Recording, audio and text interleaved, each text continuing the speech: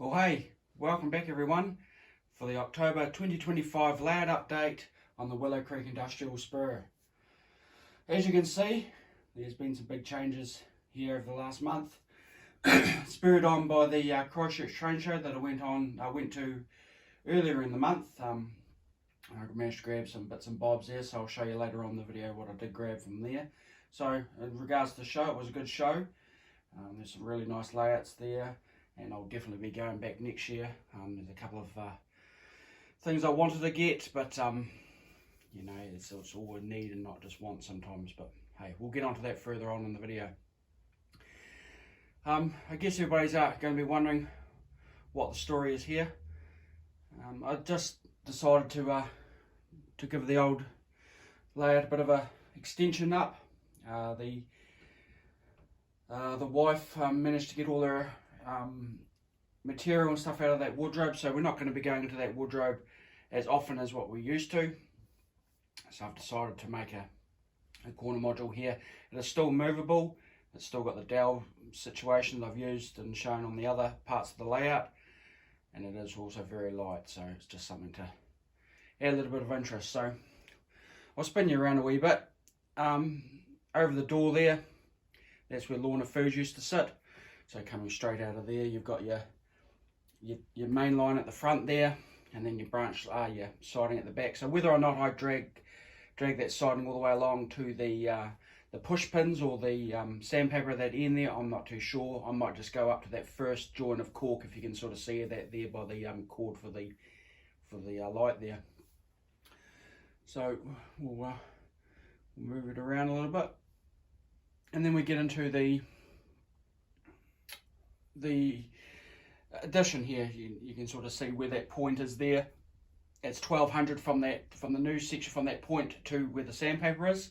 So hopefully Christmas time I can get the if the man in the red suit delivers me a Walthers corn syrup facility, transload facility, or transfer it, each either. We'll go over there by that sandpaper in there. So there's just going to be a siding in there for my corn syrup tank cars, obviously, and just because I've got them sitting in drawers and not really doing anything, so I thought I might as well use that sort of area. I did play around with putting another point in there, but it's going to be too crammed, and I'd sooner have open spaces and not try and cram everything in there and make it look too busy. And then it moves around to the Lorna Foods, where nothing has really changed apart from me putting the whole section on the piano stand like I have with on the Main Street yard.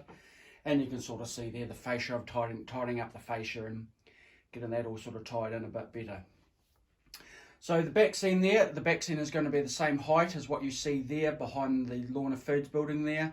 So it'll be the same height all the way around, and it will still be painted black. So it's going to add a little bit of operations in there. I'm not going to have like a run around or anything like that. It's just going to be, like I said, open spaces, and then we'll go from there. So I'll put you over to the workbench, and we'll see what we got at the Christchurch train show.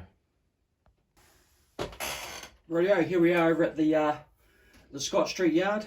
So I was saying that I'll show you what I got at the train show. So these are the three things I got. I got the Wisconsin Central box car there. Now that's an Athearn Blue box kit. I really like those kits. They're so simple to put together.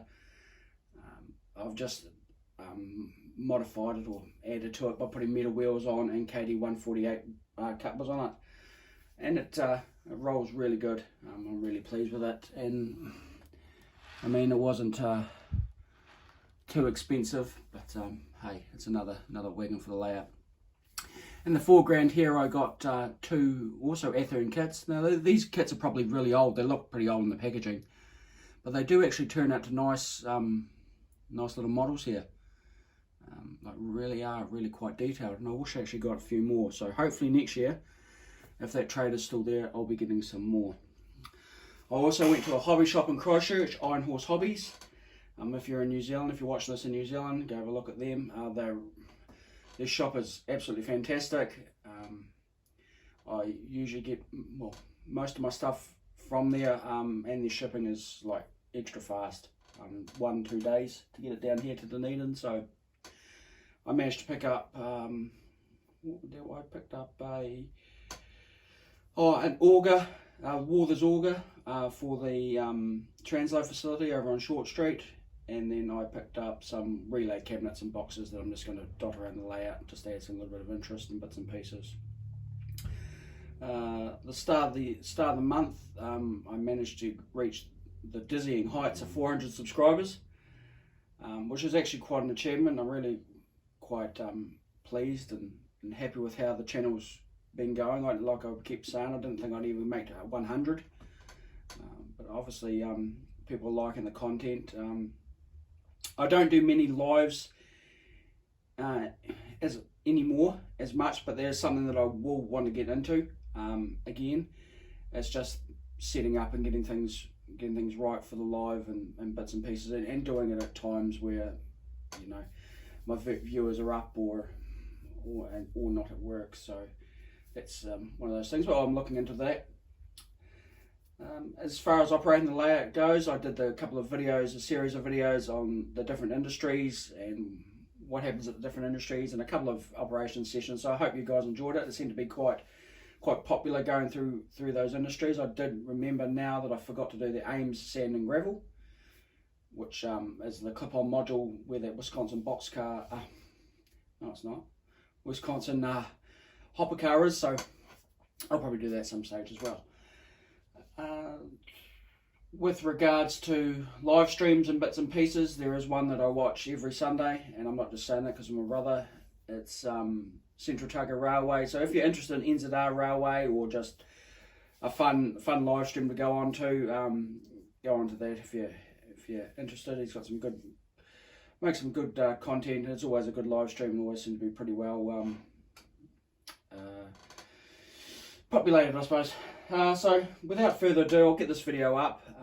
Thanks once again for all my subscribers, for the ones that keep coming back, and also for the new ones. It really helps me push this channel along.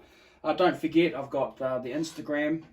Have a look on Instagram there to search Brad Coleman on Instagram. You should see 2 little cats up there on the profile pic.